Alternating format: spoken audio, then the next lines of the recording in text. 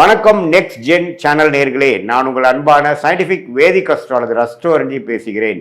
நல்லது நினைப்போம், நல்லதே நடக்கும். இந்த வீடியோவில் நம்ம என்ன பார்க்க போறோம்னா, துலாம் ராசிக்காரர்களுக்கு மே 2026 எத்தகைய ஒரு பலாபலன்கள் நிறைந்த ஒரு மாதமாக இருக்க போகுதுங்கிறது சயின்டிபிக் வேதிக் அஸ்ட்ராலஜி முறையில் எதையும் நம்ம மிகைப்படுத்தாமல் உள்ளது உள்ளவாறு பரிகாரங்கள் அது மாதிரி மூட நம்பிக்கையில் போகாமல் ஒரு கிரகமும் ஒரு இடத்துல இருக்கும் பொழுது எது மாதிரி தாக்கத்தை கொடுக்க போகுதுங்கிறது நம்மளுடைய 18 வருஷம் அனுபவத்தை யூஸ் பண்ணி நம்ம சயின்டிஃபிக் வேதிக் அஸ்ட்ராலஜி முறையில் ஒளி சார்ந்த அந்த கர்ம வினையை கழிக்கக்கூடிய அந்த அமைப்பு துலாம் ராசிக்காரர்களுக்கு மே 2020 எப்படி இருக்க போகுதுங்கிற பொது பலன் பார்க்க போகிறோம். இப்போ பாருங்கள், துலாம் ராசிக்காரர்களுடைய அதிபதியாகிய துலாம் ராசியோட அதிபதியாகிய சுக்கிரன் பார்த்திங்கன்னா ராசியவே மே முதல் 2 வாரம் பார்த்து 8ஆம் இடத்துல ஆட்சி பலம் பெற்றுகிறார். மே 15க்கு அப்புறம் அது ஒரு நல்ல விஷயந்தான். வரவேண்டிய வரவுகள், ஷேர் மார்க்கெட் போட்ட இன்வெஸ்ட்மெண்ட் மூலமாக, கணவனாக இருந்தால் மனைவியாக இருந்தால் கணவர், பங்குதாரர் மூலமாக வரக்கூடிய சில லாபங்கள் அதெல்லாம் கொடுக்கக்கூடிய அமைப்பு இருக்குது. துலாம் ராசிக்காரர்கள் கொஞ்சம் நல்ல லாபங்கள் வரக்கூடிய அமைப்புகள், பிரச்சனை இல்லாத அமைப்புகளாக இருக்குது. இதுவரை செவ்வாய் 6ஆம் இடத்துலேருந்து சில பிரச்சனைகள், உடல் உபாதைகள், சனியோடு சேர்ந்து பிரச்சனை கொடுத்துட்டு இருந்த செவ்வாய் 7ஆம் இடத்துக்கு வருகிறார். ஸோ அதனால் கொஞ்சம் உடல் உபாதைகளால் பாதிக்கப்பட்ட சீனியர் சிட்டிசன் துலாம் ராசிக்காரர்களுக்கெல்லாம் கொஞ்சம் நிவர்த்தி வரக்கூடிய உடல் ரீதியான சில தொந்தரவுகளிலிருந்து மீண்டு வரக்கூடிய அமைப்பு கண்டிப்பாக துலாம் ராசிக்காரர்களுக்கு இருக்குது. அது நம்ம தெரிஞ்சுக்கணும். அடுத்தபடியாக பார்த்தீங்கன்னா புதன் 7ஆம் இடத்துலேருந்து ராசியை பார்த்துட்டு இருந்த புதன் இப்போது 8ஆம் இடத்துல போய் சுக்கிரனோட வீட்டில் சுக்கிரனோட சேருவது அருமை. ஸோ எகெயின் சில வெளிநாடு பிரயாணங்கள், தொழிலில் வரக்கூடிய லாபங்கள், பங்குதாரர் மூலமாக வரக்கூடிய லாபங்கள், ஷேர் மார்க்கெட்டில் உள்ள லாபங்கள், அதெல்லாம் கொஞ்சம் நல்ல விஷயங்கள் இருக்குது. அதே சமயத்தில் கல்யாண விஷயங்கள், வண்டி வாகனம், சுப விஷயங்கள் எல்லாமே நடக்கக்கூடிய அமைப்பு கட்டாயம் துலாம் ராசிக்காரர்களுக்கு இருக்குது.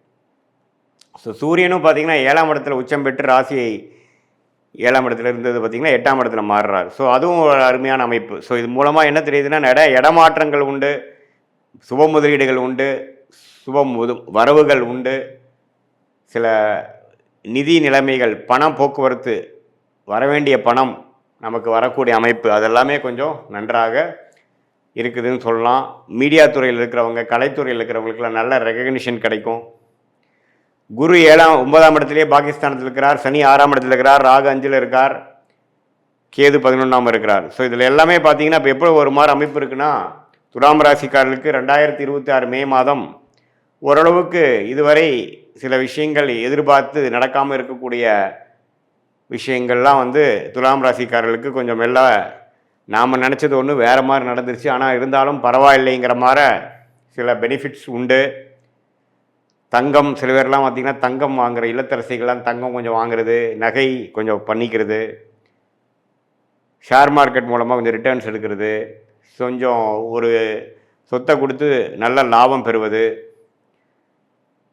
மாமனார் மூலமாக சில சொத்துக்கள் வருகிறது, அது மாதிரி சில விஷயங்கள்லாம் பாசிட்டிவாக வரக்கூடிய அமைப்புகள் இருக்குது. அதுக்கு தகுந்த மாதிரி தசாபுக்திகள் போகும்பொழுது ஸோ பொதுவாக பார்க்கும் பொழுது துலாம் ராசிக்காரர்களுக்கு ராசி அதிபதி 8ஆம் இடத்துல இருக்கிறனாலையும், ராஜயோகாதிபதியும் 8ஆம் இடத்துக்கு போகிறனாலையும் மறைமுகமான சில விஷயங்கள் தான் வருமே ஒழிய நேர்த்தியாக நீங்கள் முடிவெடுக்கும் பொழுது தொழில் மூலமாகவோ அதுலாம் ஒரு மாதிரி தான் இருக்கும். ஆனால் செகண்ட் இன்கம் கொஞ்சம் ஜென்ரேட் ஆகும். கமிஷன்ஸ், புரோக்கரேஜ், அது மாதிரி சில விஷயங்கள்லாம் நல்லா வரும். ஓரளவுக்கு ஓவராலாக பார்த்திங்கன்னா உடல் உபாதைகள், பிரச்சனைகள், வம்பு வழக்குகளில் பாதிக்கப்பட்டிருந்த கடன் தொல்லைகள், அதெல்லாம் பாதிக்கப்பட்டிருந்த துலாம் ராசிக்காரர்களுக்கு சிலதெல்லாம் கொஞ்சம் முடிவு எடுத்து சிலதெல்லாம் முடிகிற மாதிரி வரக்கூடிய அமைப்பு உண்டு. ஏன்னா 6ஆம் இடம் கொஞ்சம் செவ்வாய் சனியோடு சேர்ந்து ஏப்ரல் மாதம் ஃபுல்லாக பிரச்சனை பண்ணிகிட்டு இருந்த அந்த அமைப்பு கொஞ்சம் சரியாகுது. ஸோ அதனால் துலாம் ராசிக்காரர்களுக்கு கொஞ்சம் இதுவரை ஒரு மாதிரியான அமைப்பாக ஏப்ரல் மாதம் முழுவதும் இருந்தவங்களுக்கு சில பெனிஃபிட்ஸ், சில வாய்ப்புகள், சில வேலை வாய்ப்புகள், சில மாற்றங்கள், சில ஹோப் கிடைக்கக்கூடிய அமைப்புகள் கண்டிப்பாக இருக்குது. அதை நீங்கள் 2 கையால் பிடிச்சி அதில் மூலமாக வாழ்க்கையில் கொஞ்சம் அடுத்த லெவல் போகக்கூடிய. ஏன்னா குரு பயிற்சி பார்த்திங்கன்னா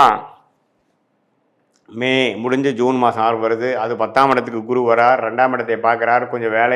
கொஞ்சம் கையில் வருமானம் வரக்கூடிய அமைப்பு, கொஞ்சம் காசு வரக்கூடிய அமைப்பு, கொஞ்சம் சில்லறை வரக்கூடிய அமைப்புகள்லாம் கண்டிப்பாக உண்டு. ஸோ அதுக்கு வேணுங்கிற ஒரு ஃபவுண்டேஷனான விஷயங்கள்லாம் பார்த்திங்கன்னா மே மாதம் 2026 குறிப்பாக செகண்ட் ஆஃப் துலாம் ராசிக்காரருக்கு கொஞ்சம் பாசிட்டிவாக அமையக்கூடிய அமைப்புகள் இருக்குதுங்கிறது நீங்கள் தெரிஞ்சுக்கணும்.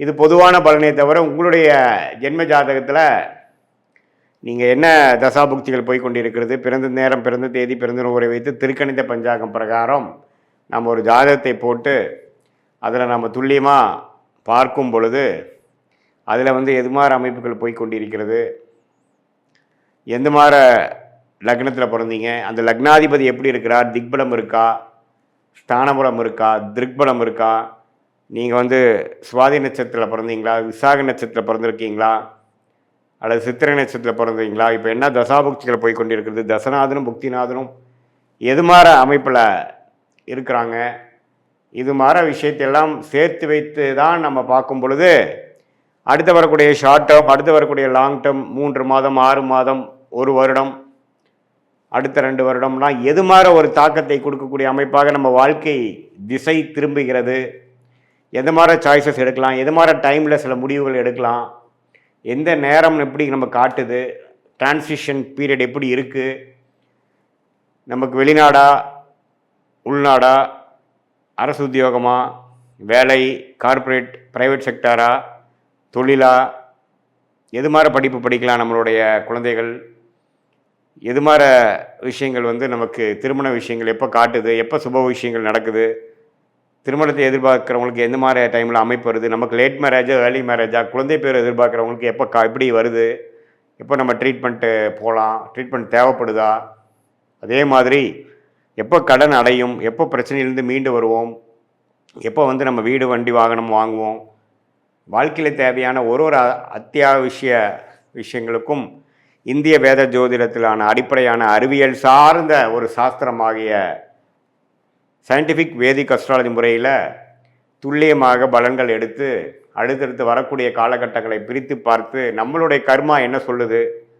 எது மாதிரி விஷயங்களில் எப்படி பண்ணால் எப்போ பண்ணால் பெட்டராக இருக்குது அப்படிங்கிறதெல்லாம் துல்லியமாக பார்த்து அதுக்கு தகுந்த மாதிரி முறையில் நம்மளோட வாழ்க்கையை அமைத்து கொண்டே ஆனால் நம்ம கண்டிப்பாக தேவையற்ற